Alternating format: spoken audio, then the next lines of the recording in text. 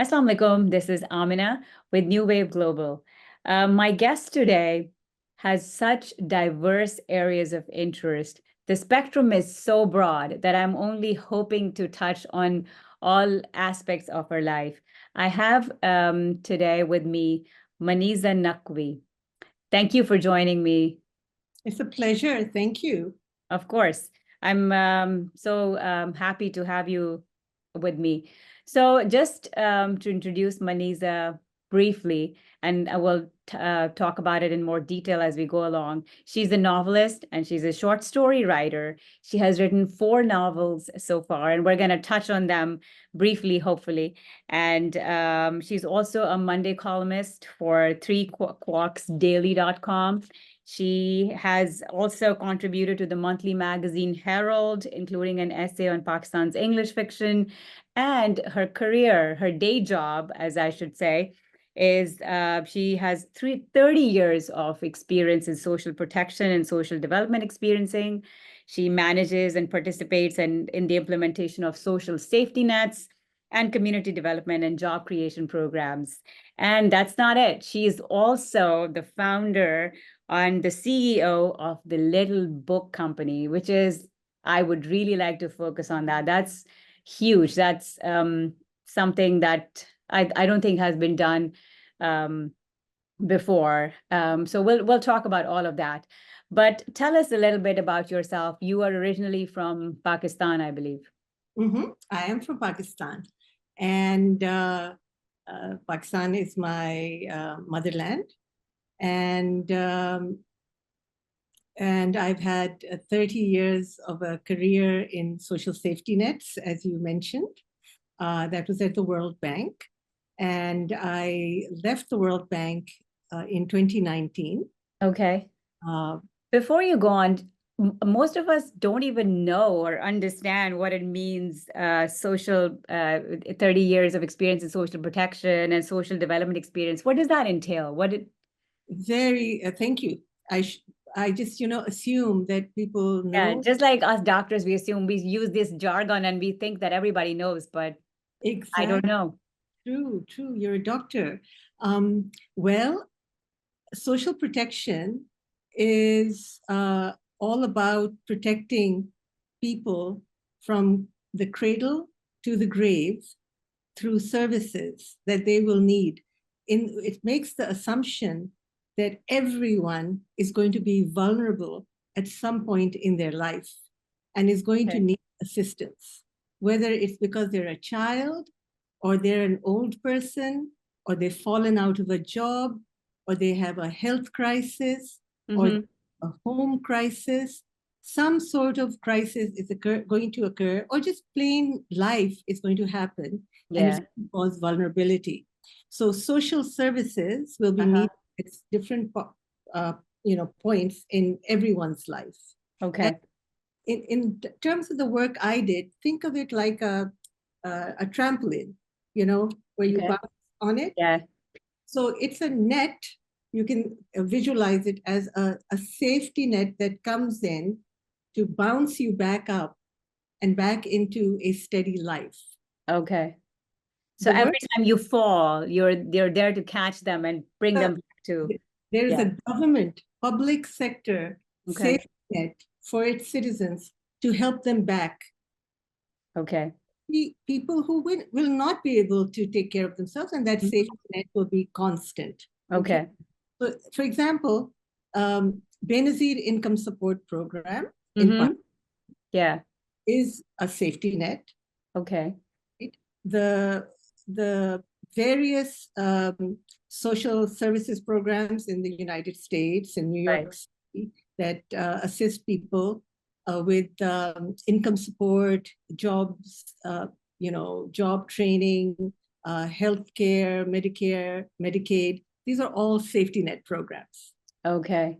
So, but Benazir Income Support Program is a cash transfer program, and this kind of program that I worked on at the work in Pakistan, in Ethiopia, in Malawi, in Bosnia-Herzegovina, right after the war, with providing demobilization services to combatants, and then putting them into jobs with grants and making sure that they were integrated back into civil society. Okay. Civilian life. They were always part of civil society, but into civilian life. Okay.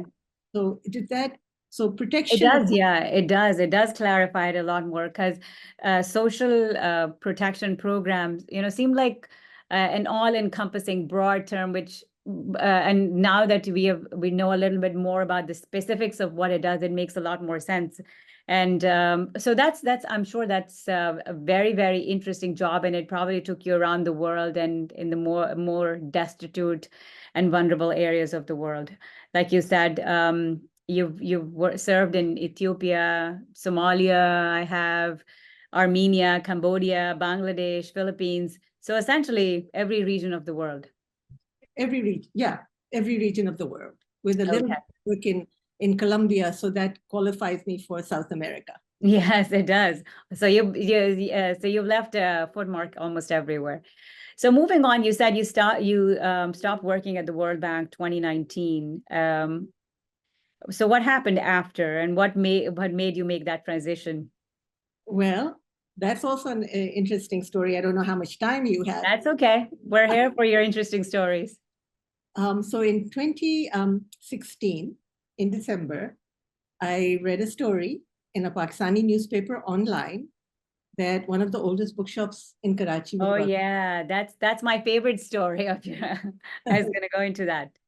Okay, so I heard that it was going to close down. I read that it was going to close down, Yeah. and the next thing I knew, I was on a flight back to Karachi. I was going to Karachi anyways because it was a cousin's son's wedding, but I sped up my trip and then prolonged it. Found out where Pioneer Book House was.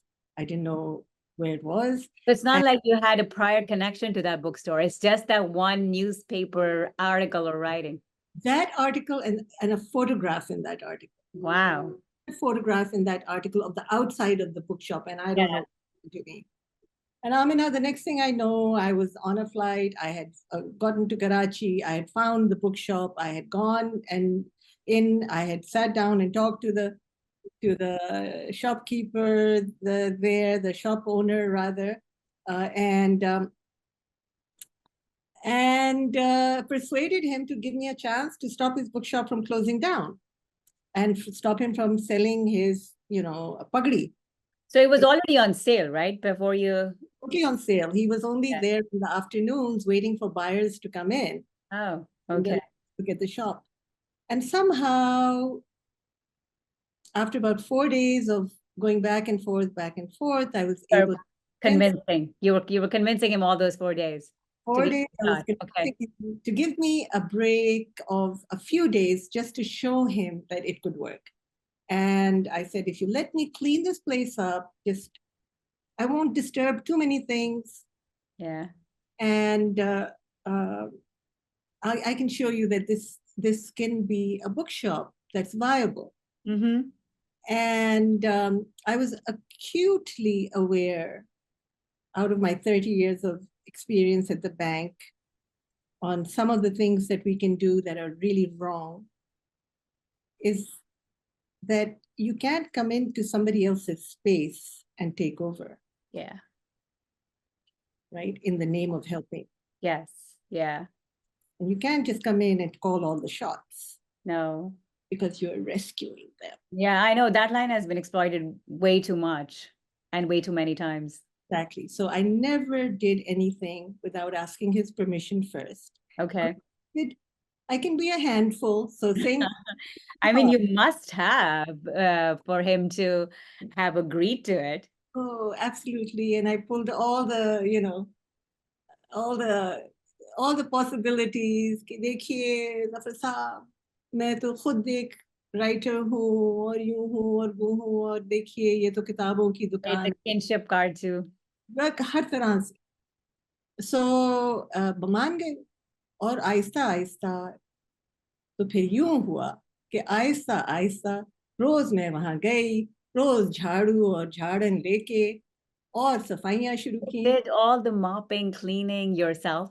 everything. And every time he said कि चले मैं भी आपकी मदद कर देता हूँ, I would say नहीं नहीं नहीं आप बैठे रहिए ना, आपकी तो तबीयत ठीक नहीं है. Oh, wow. And I did this, and I think I said that because genuinely I felt that perhaps this was beyond him, and secondly, though he was younger than me, and I also somehow the good Pakistani woman kicked in. Oh, okay. You know, I You think took over the house chores. having too much fun, and I was also, Amina, beginning to realize very quickly that I was in the middle of the bazaar Mm-hmm. where the job of sweeping was left to a group of people, Okay. to a certain community. Mm-hmm.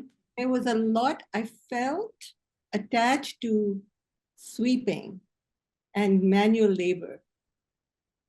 You mean, That, was it a stigma attached to that? yeah, that was somebody else's work.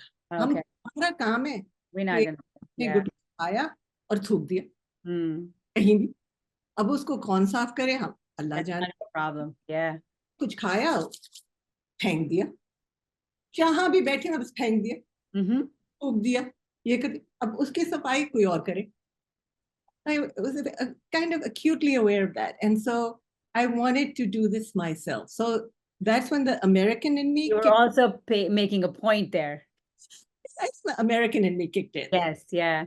Like, no, you roll up your sleeves and you. What's cleaning up after us here?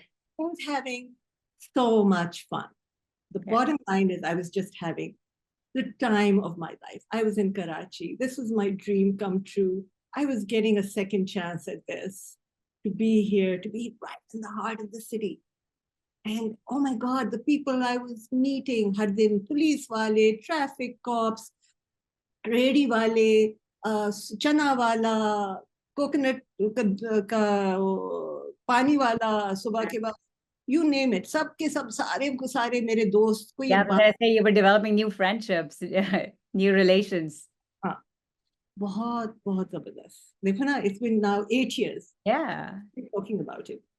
So what really struck me was I was reading about you somewhere where you said that you went to rescue the bookshop, but the bookshop rescued you. I think it's so profound.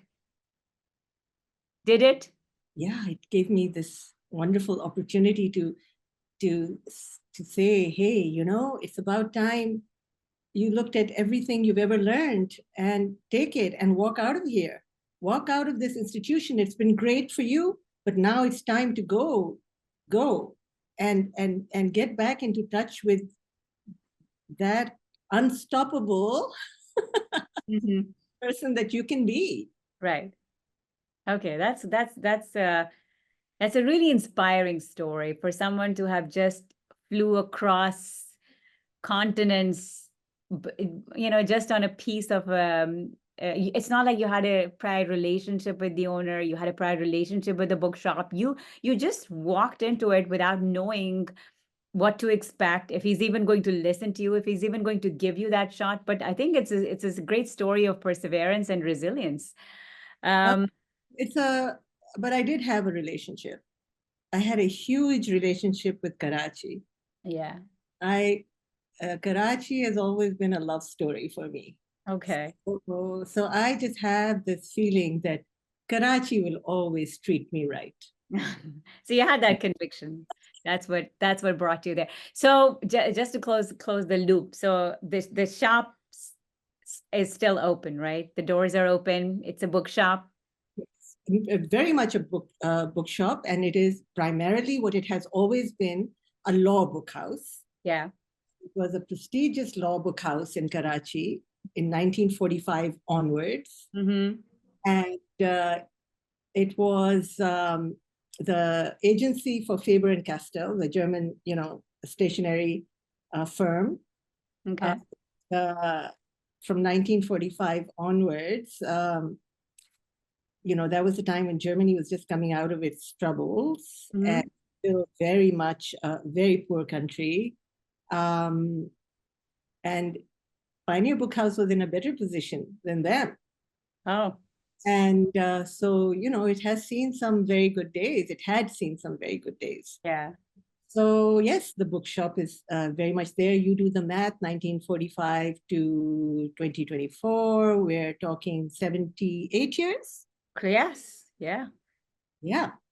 So, and it's in the hands of the fourth generation now. Okay. And as for my relationship, well, with them, with that family, now they've had no choice but to adopt me, Yeah, right? I'm sure they have, and they probably did it gladly. So yeah, it's all good. So, going on from that, somebody who traveled across the world to save that bookshop, um, how did you go from that to the Little Book Company, which is an online platform? Like you would come across, listening to your story, you would come across as someone who has this profound love for paperbacks. You want to hold the book in your hand, and then you're the one who's setting up this online book platform. It almost seems contradictory, but so what brought that about? It is contradictory. And never forget, I'm a writer. Yes. So I keep a lot of 5, 6 different dialogues going on in my head, Yeah. say 5, 6 characters in my head at the same time, right? So there's a lot of contradiction going on. But um, the reason this happened, how did I get to the Little Book Company? It was because the pandemic happened. Okay. Now it's March 2020. Mm-hmm. I can't be at Pioneer Book House. I'm back in New York. Yeah. Within weeks of that, I can see that bookshops and publishers, especially, Mm-hmm.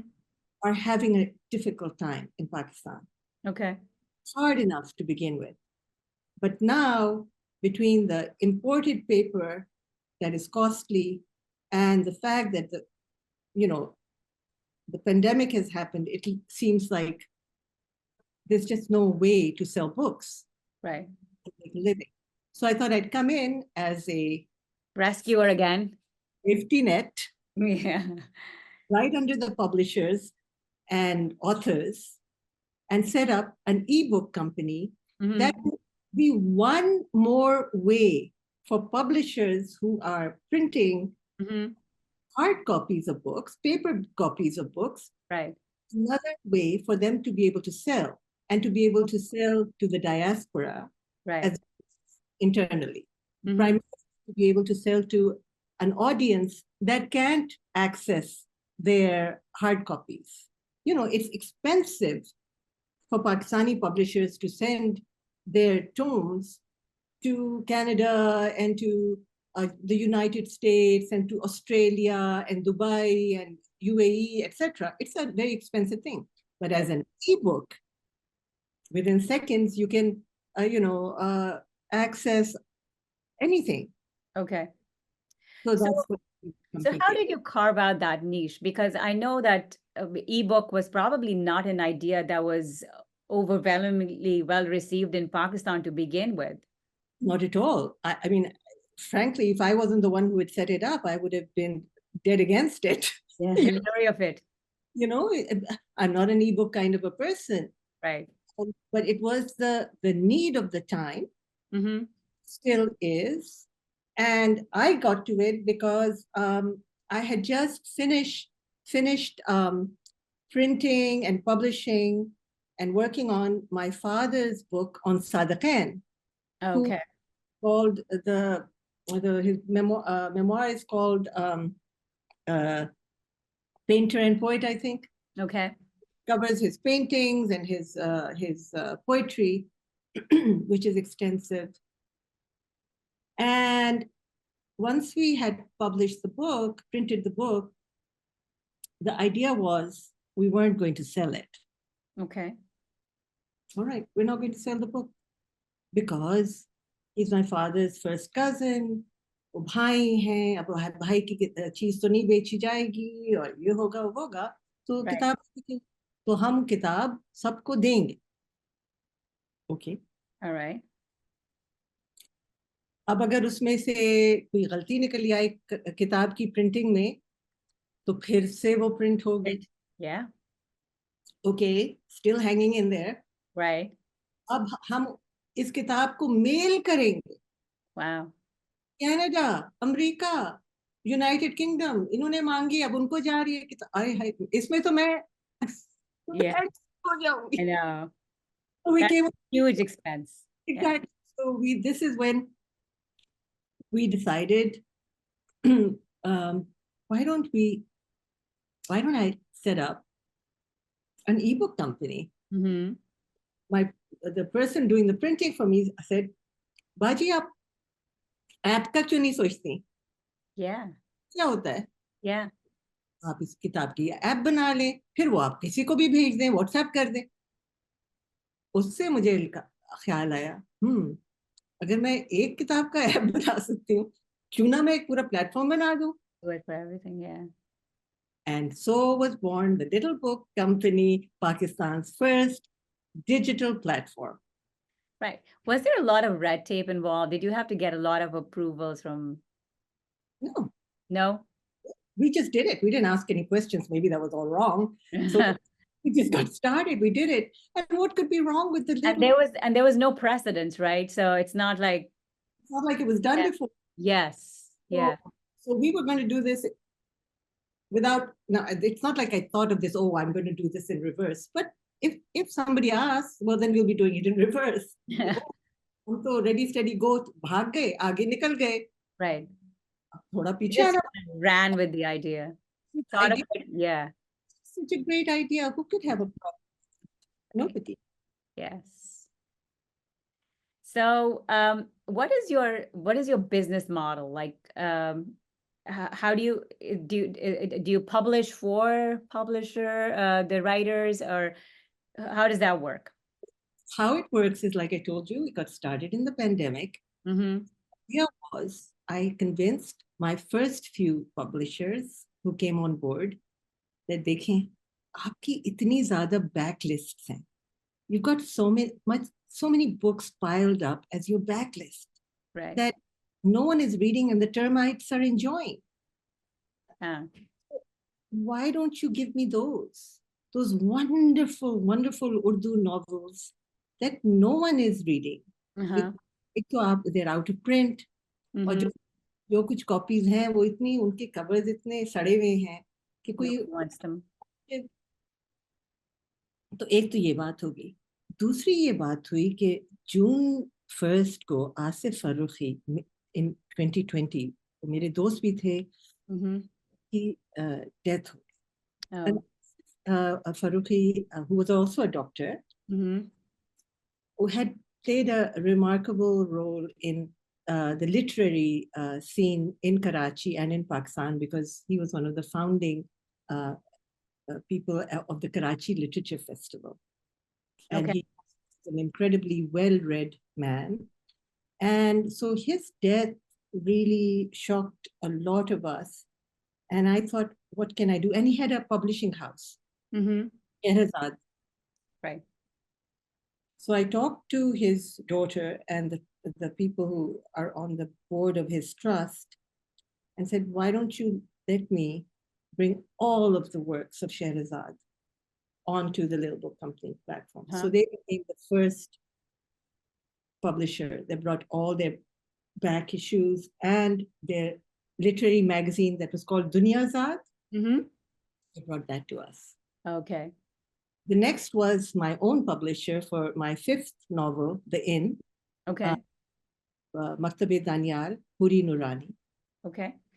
Trusted me, who absolutely did not think ebooks were going to work, but I convinced her, and then she really got into that, and she gave me her books, and so it went. And then we had, City Press, Ajmal Kamal, whoever. I have a lot of, these are people I really, really have deep respect for. Mm-hmm. Rani, Ajmal Kamal, and then we had Folio Books gave us a couple of books, Bilal, Zuhur. Goodness, I'm glad I didn't forget his name right there. And Oxford University Press came on board. Okay. And they didn't give us very many books, and but they came on board. Okay. Even that's huge. I mean, Oxford Press, Slowly and steady. giant. We're a publisher ourselves. Yes. The company has its own imprint. So for new writers or any writer who has a has a book and I read it, and if I think it has Potential. potential, even if it means rescuing the book out of the book, Mhm. we work together, and we've published at least 10 debut novels by now. Oh, wow. That's amazing. So So it seems like it's been a flourishing idea and has been very well received. it's been well received, and here's what we do. Mm-hmm. 70% of our sales revenues to whoever has brought the book to us. Okay. The publisher, 70% goes to the publisher. If it's the author, directly, 70%. Okay. And we keep 30% for our, That's how you stay afloat. that's what we keep. Okay. The business model is having, what are we getting?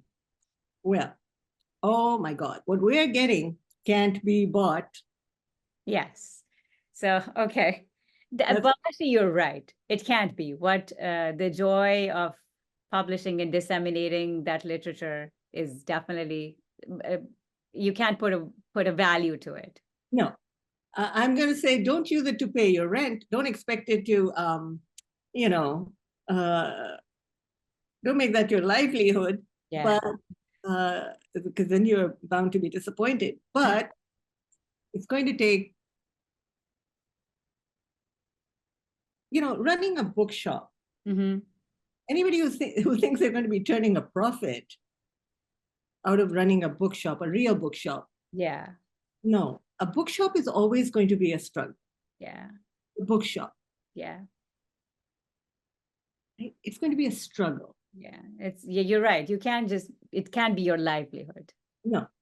And it will just stay afloat, maybe. It Mm-hmm. pays bills for electricity and everything else, but it's always going to be a struggle. And it's going to need readers to come in. Right. And actually, in very civilized places, civilized in the sense of their social protection networks, but not civilized because of their weapons industry, they actually subsidize bookshops. For example, Germany Mm-hmm. subsidizes books and bookshops and the whole gamut, right? Right. In the United States, you have libraries, Right. Yeah. purchase books from publishers, and maybe they should also subsidize bookshops all over the place. Right. I think that's probably the need of the day because Mhm. the interest is is decreasing, and I think that would be one way of keeping people engaged, keeping people involved. The Um, interest is not decreasing. I mean, I'm convinced the interest is not decreasing. If you don't have a bookshop in your neighborhood and you've grown up without a bookshop, yeah, I think that's true. Yeah, you're right. how would you know? Right? One of the things I realized at Pioneer Book House uh, was that people came in just because they needed someone to talk to. Yeah, They needed to come in and say hello to Zafar Saab. it creates a sense of community, right? Sense of community. Yeah. At lunchtime, there were a couple of us who sat down to eat together from Mm. one. So there's got to be more, and that's how it works. Yeah, there's definitely more to the bookshop than just books. Yes. Yeah. So what? There is more to books than just books. That's true too. So, so for Maniza, who's been going from one thing to another, what's the next project? Do you Well, have anything in the pipeline? What's the future? from one thing to another, or is it all It part is. of the same piece? It is most likely all related. It is all related. It's all about stories Yeah, from one phase to another. and being able to see, and to be able to see clearly. I'm not saying I see clearly, but I'm trying, and not be blind to the world around you. And always, always think of protesting what you see and protecting whatever you can. Yeah, I think so. It's part of the one piece for me. Yeah. It's just that need and things evolved as you move from one phase to another. It's part of the same continuum, but it's just, yeah, evolution. Yes, very much so. So that if you were to, I'm stopping myself because I was going to say something very silly, so I'm not going to say it. But yes, so it's all part of one piece, and it's about storytelling, and it's about trying to tell the truth, and so therefore the novels, which Yeah. I think all my life, ever since I could write, and I must have been about 8 or 9 years old, and a friend of my father's came over. We used to live in Tarbela at that time. And at 9, I might have written a poem. I'm sure it was pretty much, the fat cat ran over a rat, in that genre of poetry at that time. And my father's friend, Shoaib Sultan Khan, he said, "Oh, we have Emily Dickinson." That kind of stayed in my head. Yeah. And so, yeah, he was joking, but I took it seriously. So, That stayed with you and kind of maybe helped shape your future life. yes. So you really, I think kids listen. Yeah. Mhm. All right, Maniza. Thank you. Thank you, and good luck for your future endeavors. And we can't wait to hear more of your rescue stories. I really appreciate the conversation, and it was one of the most interesting conversations I've had. Thank you very much.